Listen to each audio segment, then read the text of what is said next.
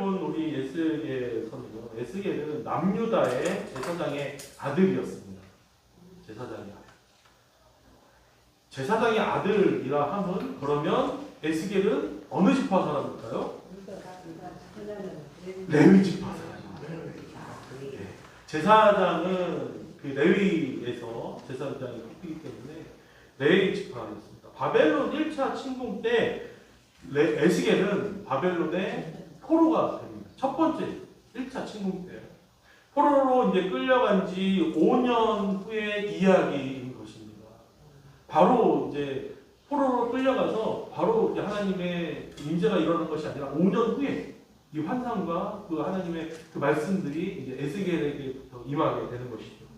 에스겔 나이가 30세가 되었을 때 이제 에스겔은요 레위 사람이었어요. 그러면 이 에스겔은요 레위 사람은 30세가 되면은 원래라고 따지면 예루살렘에 있던 그 성전에 제사장직을 맡아서 심호하게 되는 해였습니다.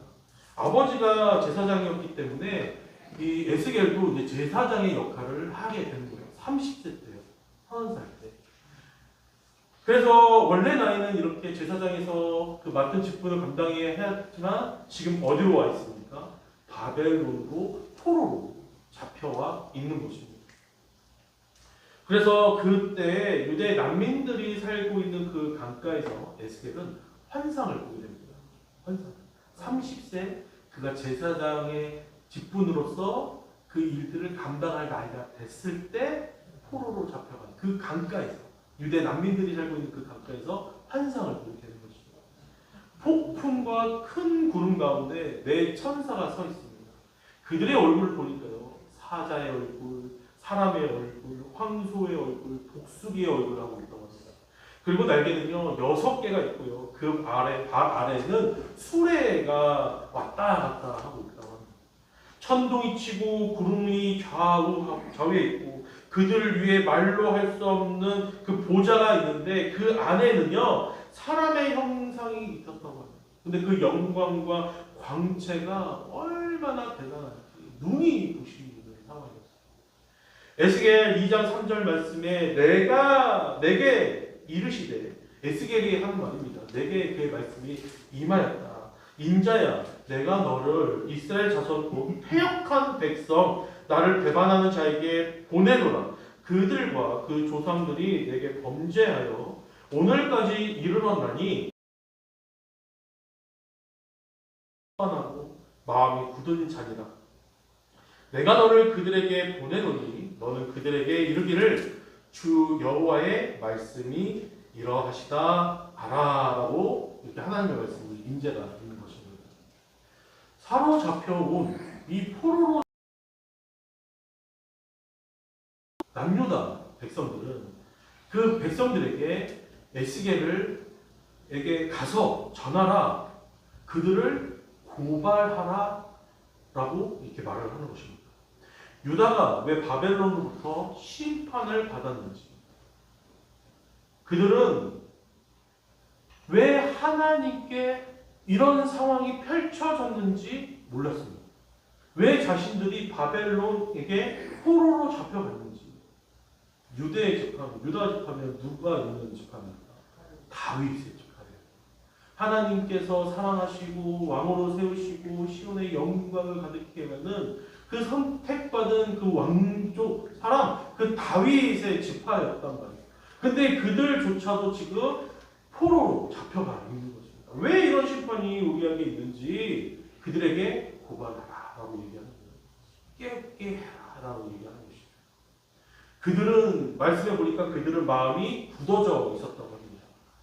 아직 이스라엘의 예루살렘에는 하나님의 성전이 그대로 남아 있었던 것이죠. 그들은 포로로 잡혀 있지만은 아직도 유대 땅에는 남아 있는 자들이 있었고 그 성전도 그 자리에 있었다는 것이에요.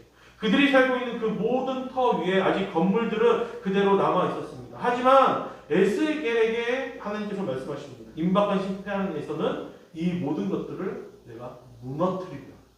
무너지게 하리라 라고 말씀하십니다. 하나님은 그를 그냥 보내는 것이 아니라 그 입에 두루마리를 먹게 합니다. 두루마기는 뭐죠? 옷이죠. 옷.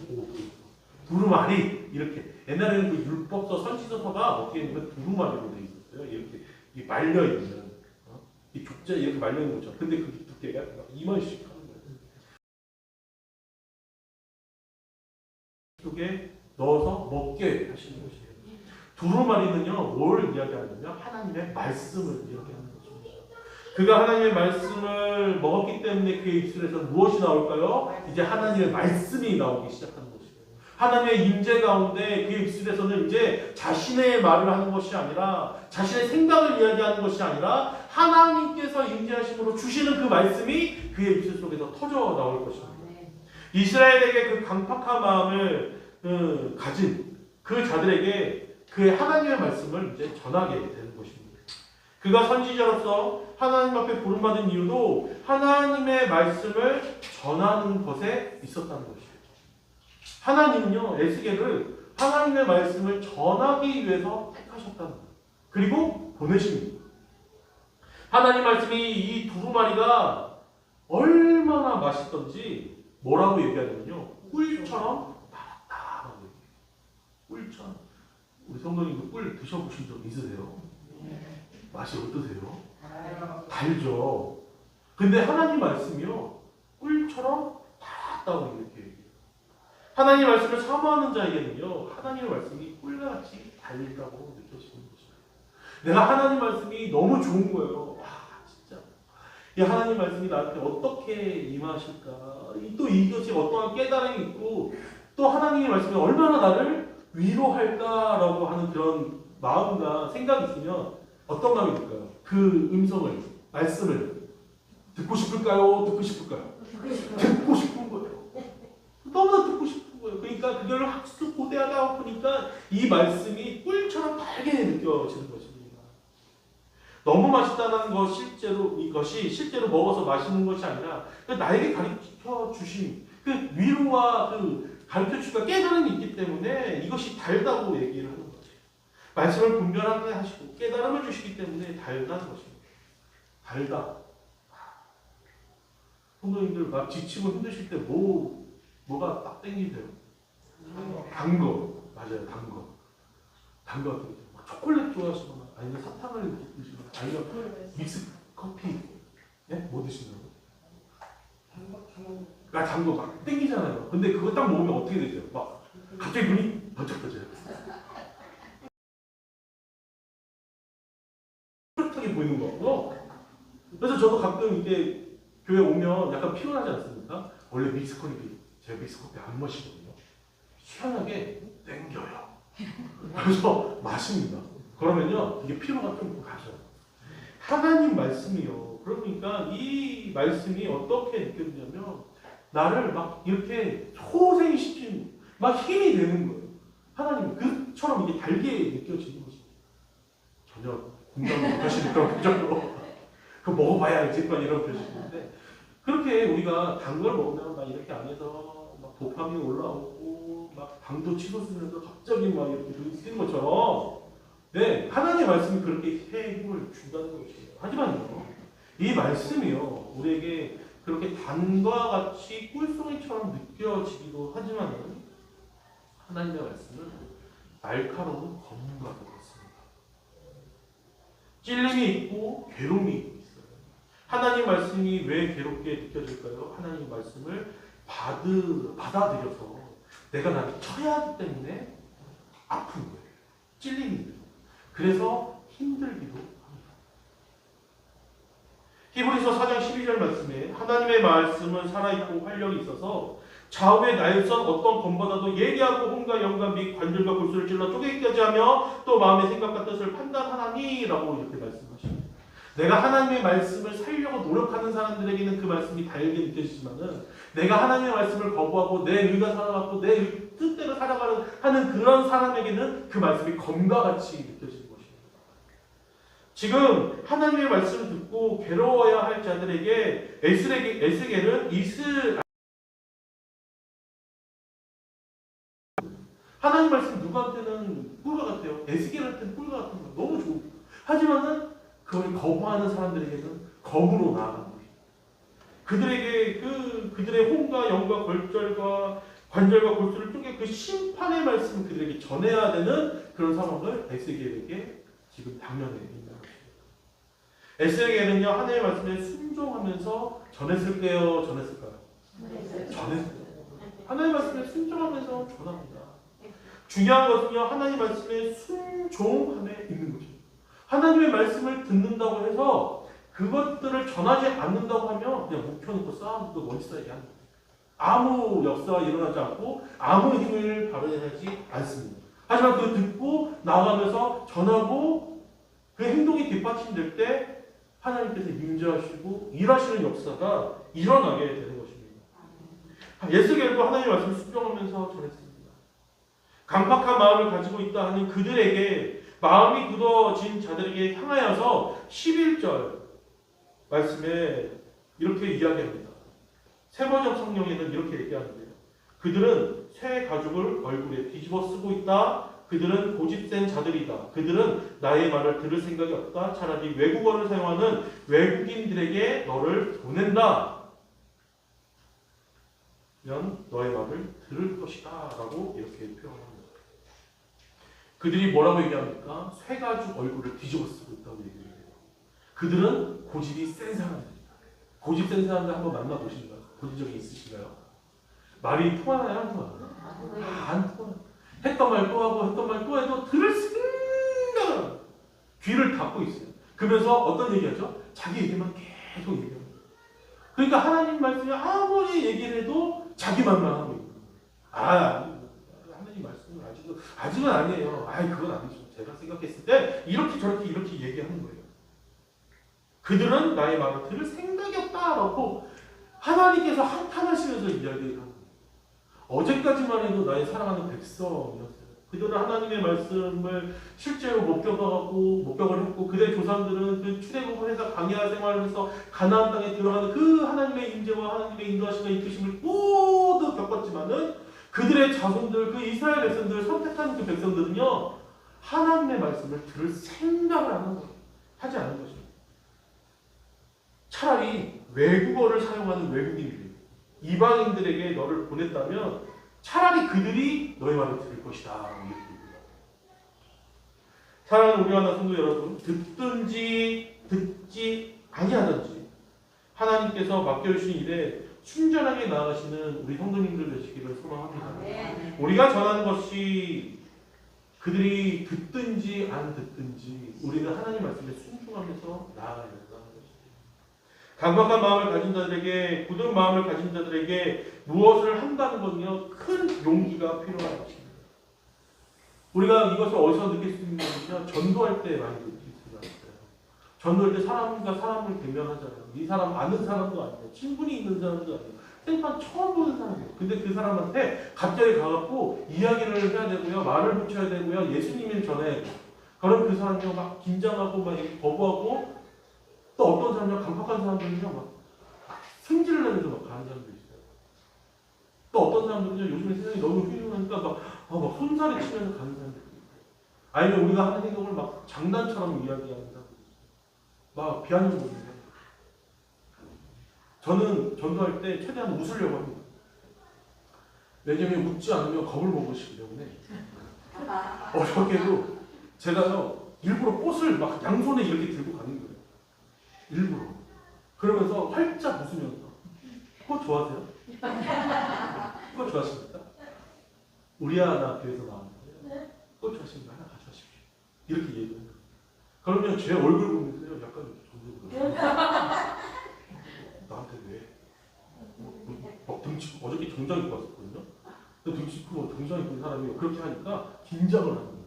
그래서 하고 있다가 제가 웃으시고 꽃 좋아하냐? 이렇게 얘기하니까 그제서야 이제 얼굴이 풀어지시면서 예 좋아하는데요. 이거 주시는 거예요? 이렇게 받으시더라고요. 예 드리는 겁니다. 저 우리 하나 교회에서 나왔는데 이거 하나 가져가세요. 그리고 오늘 행복하세요? 편안하세요? 이렇게 얘기해요. 그러니까요 막 웃으시면서 그 노란 꽃처럼 자기도 얼굴이 꽃처럼 바뀌어서 이렇게 가시더라고요. 그런데 그렇게 받아가시는 분도 있지만요 정색하시는 분도 있어요. 딱 보시면 필요한 사람들한테 주세요. 이렇게 얘기하는 거예요. 아니 나는 괜찮아. 아니 본인이나 예수 잘 믿으세요. 나는 말할 거 없어. 이렇게 냉담하게 하시는 분도 있다고 보죠. 예수님의 말씀을 그 복음을 전한다는 것은 정말 큰 용기가 필요합니다. 손가락질에 또 어떨 때는 막 인신공격에 막 여러 가지 일들을 당할지도 모르는 그런 마음이 들지 않습니다. 하지만요, 주님께서 뭐라고 하냐면요, 듣든지 아니 듣든지 따라해봅시다. 듣든지 아니 듣든지. 할렐루야. 네. 하나님께서 나에게 맡겨진 그 사명, 그 맡기신 일에만 충실하라고 말씀하십니다. 그 사람이 듣든지 듣지 않든지는 성령님이 하십니다. 나는 순종해서 전해주기만 하면 되는 것입니다.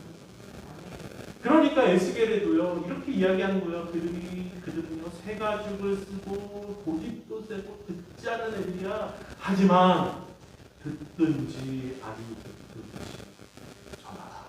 할렐루야. 하나님 앞에서 충실하시기를 소망합니다. 그래서 우리가 낙심할 필요가 없는 거예요. 어떠한 영혼에 대해서 그 영혼에 대한 갈급함이 있을 때 낙심할 필요가 없습니다. 우리가 듣든지 아니 듣든지 우리는 말을 합니다. 요즘에 참 청소년 사춘기 있는 우리 아이들이 있어요. 그리고 저기 안에 있는 우리 애기들도 있고요. 말을 듣습니까? 안 듣습니까? 들으면 애들이 아니에요. 들으면 사춘기가 아니에요. 저도 사춘기 때 엄청 심했거든요. 그게 진짜 웃긴 건요. 교회를요 어떻게 했냐면 한 달에 한 번 가면 진짜 잘 가요. 그랬어요. 그렇게 웃기는 이런 애들이 또 재밌는 게 뭐냐면 집에서는요 말도 안 하고 가만히 있거든요.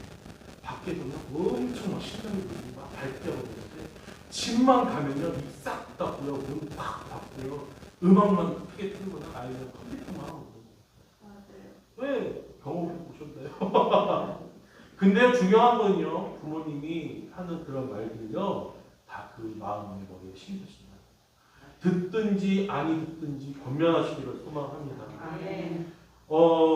하나님께서 에스겔을 그냥 보내는 것이 아니라 그들같이 만드셔서 보낸다고 이렇게 얘기하세요. 어떻게 얘기하시냐면요. 에스겔 또한 그들을 마주할 수 있도록 얼굴을 억세게 하고 그들과 마주하도록 새 가죽을 씌워주겠다라고 얘기해요.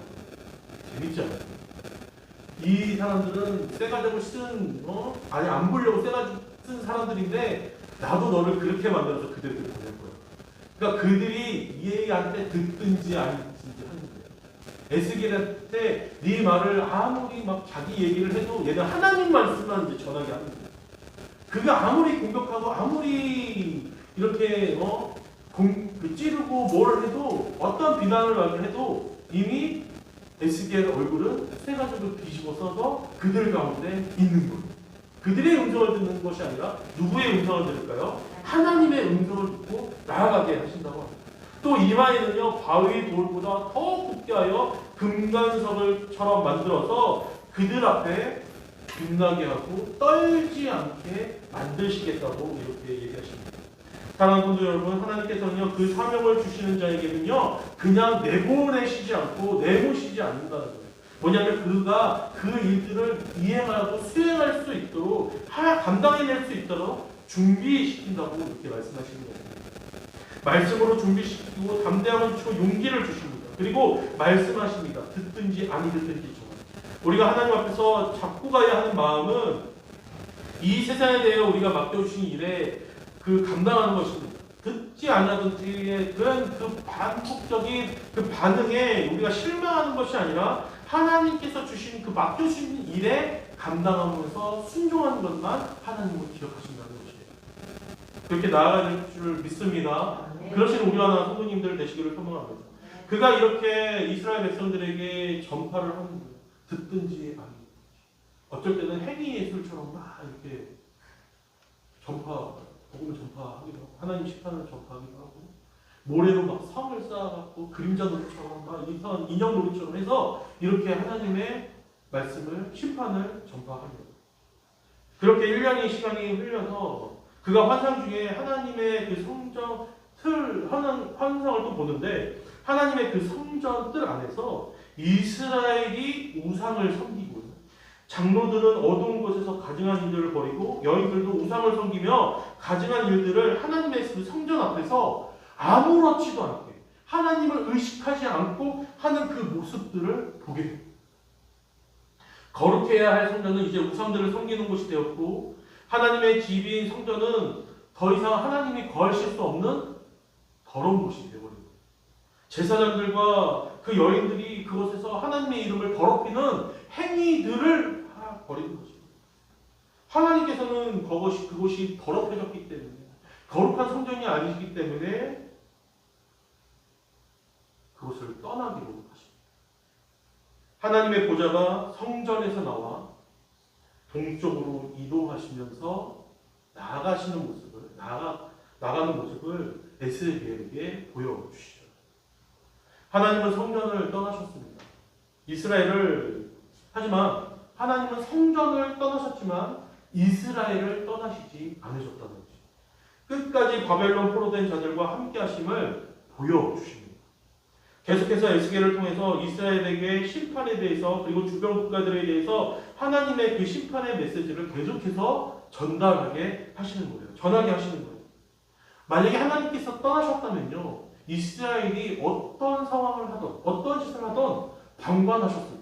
상관이 없게 하셨을 거예요. 그들과 나는 상관이 없다.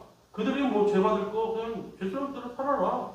나는 그들과 아무 관계가 없다. 라고 말씀하셨을 거예요. 하지만은 이스라엘 백성은 하나님의 백성들이기 때문에 성전은 떠나셨지만 그들은 이스라엘 백성과 계속 함께 하시면서 심판의 메시지를 계속 말씀하시는 거예요.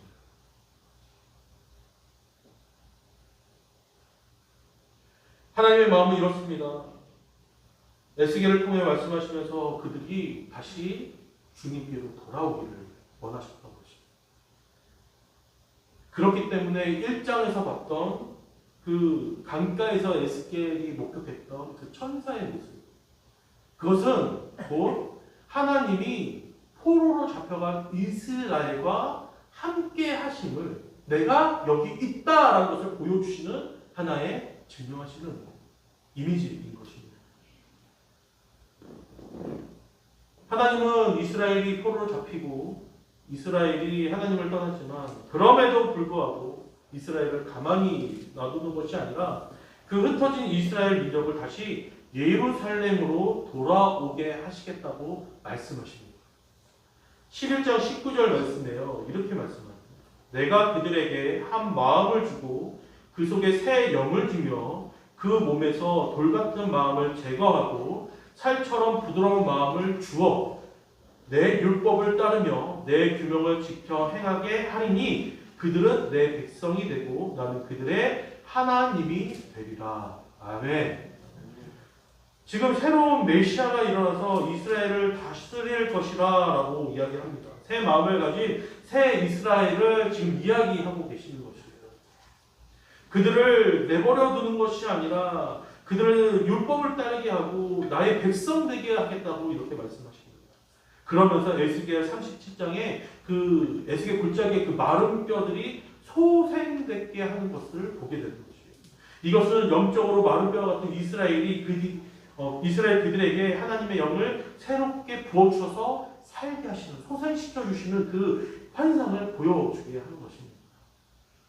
그리고 오늘 우리가 본 말씀, 그 새 성전에 대한 환상을 보여주셔요. 우리가 읽지 않았지만 그 앞에 1절부터 그 내용은 솔로몬의 성전보다 더 큰 새 성전을 보게 하십니다. 그리고 떠났던 하나님의 보좌가 다시 새 성전으로 돌아오는 그 환상을 목격하게 합니다.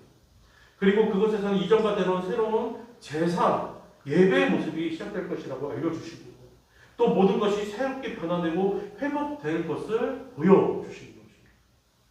이 새 성전에서는요, 특이한 게 있는 게 뭐냐면 물이 흘러나와요. 새 성전에서는 물이 흘러나와서 모든 것을 덮고 새롭게 살아나는 것으로 보여지게 되는 것입니다. 이 졸졸졸 흐르던 물이요, 에스겔의 발목에 차게 됩니다. 그리고 무릎까지 찹니다. 그리고 허리까지 철렀어요. 이제는 이 성전에서 흘러나온 물이 너무나 깊어져서 헤엄칠 수밖에 없는 상황. 또 너무나 깊어져서 아예 건너갈 수 없을 만큼 물이 강대해졌습니다. 그리고 이 강물은 그 강가의 많은 나무들을 자라게 할 만큼 큰 힘이 있고 생명을 가졌다고 이야기합니다. 이 강물은 사해 모습, 어떤 것인 줄 아시죠? 이스라엘에 흐르고 있는 사해, 머물러 있는 사해, 죽은 바다라고 얘기하지 않습니까? 그 사해까지도, 그 바다까지도 생명이 살 수 없는 그 바다까지도 살아나게 할 것이다, 회복시키게 할 것이다 라고 이렇게 말씀하시죠. 그런 능력이 있다라고 말씀하시죠. 우리 하나 성도 여러분, 이 모습이 상상이 되십니까? 성전에서 물이 샘솟으면서 발목이 차고 무릎이 차고 허리가 차고 이 엄청난 물이 뿜어져 나오는 것, 그리고 그 물이 흐르는 곳마다 새 생명이 살아나는 그 이미지가 지금 상상이 되십니까? 오염되어 죽은 바다가 살아나는 모습, 그 물이 여러 주기로 흘러가는 그 모습, 흘러갈 때마다 새 생명이 살아나는 그 모습이, 역동적인 그 모습이 상상이 되십니까? 사랑하는 우리 하나 성도 여러분, 하나님의 생명의 물이 지금 어디로부터 흘러나옵니까? 새 성전으로부터 흘러나오는 것입니다. 새 성전이 우리의 이 보여지는 교회를 이야기하는 것이 아닙니다. 이 새 성전이라는 것은 하나님께서 다시 세우신 그분의 처소라는 것이에요. 사람이 지은 것이 아니라 하나님께서 지으신 처소. 하나님이 지으신 그 성전. 이 성전은 하나님의 임재와 말씀이 선포되는 곳입니다. 이 성전은 하나님 자체를 이야기하는 것입니다. 이 성전은 바로 예수 그리스도를 상징하는 것입니다. 예수 그리스도께서 예루살렘에 입성하시면서요, 성전을 청결케 하셨어요. 그러면서 말씀하십니다. 이 성전을 무너뜨려서 내가 3일 만에 다시 세우겠다. 사람들이 비웃습니다. 성전을 무너뜨리고 세우는 것은 예수 그리스도께서 지금 십자가에 달려 다시 죽으심으로 다시 부활하신 것을 이야기하는 것입니다. 예수 그리스도의 죽음과 부활이 우리에게 왜 중요할까요? 2000년 전에 살았던 어떤 젊은 선생의 이야기 아닙니까? 근데 그 이야기가 우리에게 왜 중요할까요? 그것이 복음이기 때문입니다. 십자가의 복음과 관계이기 때문에 너무나 중요한 것이에요. 예수 그리스도의 그 십자가 보혈로 죄와 사망으로 갈 수밖에 없던 우리가 어떻게 됐습니까? 깨끗게 됐습니다. 그 성전에서 흘러나오는 새 생명의 물이 우리를 깨끗게 한 줄로 믿으시기를 소망합니다. 아멘. 그 예수 그리스도의 십자가의 보혈로 죄와 사망으로 갈 수밖에 없던 우리가 그 죄에 대해서 더러워진 육체가 깨끗하되고 더러워진 영혼이 깨끗하게 될 줄로 믿습니다. 아멘. 우리들이 깨끗이 씻김받고 영원한 사망이 아닌 영원한 생명의 그 바다로 옮겨지게 된 것입니다. 그것이 바로 십자가의 복음입니다. 예수의 보혈은요, 모든 것을 깨끗게 씻기고 회복하는 그 생명의 능력이 있으심을 믿으시기를 소망합니다. 그래서 예수님의 보혈이요, 깨끗하게 할 수 없는 것이 없다. 깨끗하게 할 수 없는 것이 없어요. 예수의 그 보혈이요, 더럽히는 것이 더 있는 거예요. 그것은요, 생명의 물입니다. 예수 그리스도를 통해서 그 안에 생명이 넘치게 되었습니다. 믿으십니까? 예수의 보혈로 우리는 깨끗하게 되었습니다. 사도행전 1.8절 말씀에 예루살렘과 온 유대와 사마리아와 그 땅끝까지 이르러 내 증인이 되리라 라는 그 말씀은 결국에 하나님의 그 예수 그리스도의 그 보혈, 그 복음이 지금 모든 곳으로 흘러가게 하신다는 것을 이야기하는 것입니다. 새 성전으로부터 뿜어져 나와 있는 그 바다, 그 물이 지금 그 복음이 되어서 많은 이들에게 흘러가겠다 하시는 그 말씀입니다. 이것은 주님의 보혈, 그 복음이 확장돼 가는 것입니다. 사해 바다처럼 죽어있는 바다, 곧 이것은 뭐냐면요, 하나님과 관계없이 살았던 이방인들을 이야기합니다. 이방인들은요, 곧 하나님이 없었기 때문에 그들은 그 진노의 잔을 피할 수 없는 사람들입니다. 영원히 사망 가운데 있을 수밖에 없는 사람입니다. 그래서 그들은 사해 바다 같은 사람들이었어요. 사해였단 말이에요. 근데 그 복음이 어떻게 됐습니까? 그 생명의 물이 그 사회도 살아나게 하는 거예요. 사회 같은 우리 이방인들도 그 복음으로 말미암아 어떻게 된 겁니까? 살아나게 된 것입니다. 할렐루야. 그래서 소망을 갖게 된 것입니다. 그 복음은요, 고린도전서 3장 16절 말씀에 사도 바울의 말처럼 복음을 통해 하나님의 성령이 우리 안에 거하시는 하나님의 성전이 되었습니다. 요한복음 7장 38절처럼 나를 믿는 자에게는 성경의 이름과 같이 그 배에서 생수의 강이 흘러 넘치리라. 할렐루야. 믿으십니까? 나를 믿는 자에게는, 믿는 자는 성경의 이름과 같이 그 배에 생수의 강이 흘러 넘친다. 그 성전이 한 곳의 그 지형적인 그 위치적인 것이 아니라 이제 내 안으로 들어온 거예요. 그래서 내 안에 지금 생명샘이 넘쳐 흘러나는 것입니다. 이것이요, 그 내 안에만 가둬두는 것이 아니라 내 만나는 사람, 이 사람, 저 사람, 내 가족, 자녀들, 또 전도하면서 만나는 이들에게도 흘러가게 하시겠다. 이렇게 말씀을 하시는 것입니다. 믿으십니까? 하나님은요, 저와 우리를 한 번도 포기하신 적이 있으실까요? 없으실까요? 없으세요. 듣던지 아니 듣던지 우리에게 향한 그 복음을 우리에게 전해주셨단 말이에요. 그래서 내가 모태신앙이든지 나중신앙이든지 상관없이 지금 이 자리에 나와 있는 거 아니십니까? 그 열매로 우리가 주님께서 거하시는 성전이 되었고 주님의 거하시는 교회가 되지 않았습니까? 사랑하는 성도 여러분, 성령이 거하시는 성전으로 이 땅을 살아내시기를 소망합니다. 듣던지 아니 듣던지 보던지 아니 보던지 예수 그리스도를 믿는 그 거룩한 자로서 이 땅에서 살아내시기를 소망합니다. 듣던지 아니 듣던지 보던지 아니 보던지 상관이 없어요. 우리는 가서 전하면 되는 겁니다. 삶으로 복음을 선포하시며 증인된 삶으로 살아내시는 우리가 되시기를 축복합니다. 우리 성도님들이 계시는 곳이 그곳이 어떠한 상황 가운데 놓여 있을지도 알고 하나님의 생명의 물이 솟아나 넘치게 될 것이에요. 그리고 그렇게 되기를 소망합니다. 사회까지 살리시는 그 생명이 우리 성도님들이 계시는 그곳을 살려내기를 소망합니다. 오늘 말씀해 보니까 생명의 물을 먹으면 나무에 가시군요. 사람들을 배를 채우게 한다고 합니다. 그리고 그 잎사귀는 치유하는 약재가 된다고 이야기합니다. 그것은 생명의 물을 먹었기 때문에 그것에 복음이 흘러가는 곳이 되고 우리 성도님들이 거하시는 가정과 직장과 삶의 모든 영역이 또 무슨 모든 관계가 정말 우리 성도님들을 통해서 영적인 허기짐을 채우는 그런 장소가 되고 병든 영혼들이 치유받고 위로받는 성령님의 임재가 있는 그런 곳이 되시기를 축복합니다. 그런 역사가, 성령님의 역사가 우리 하나교회, 우리 교회 성도님들의 그 모든 삶 가운데, 인생 가운데 영원토록 충만해질 줄을 축복합니다. 아멘.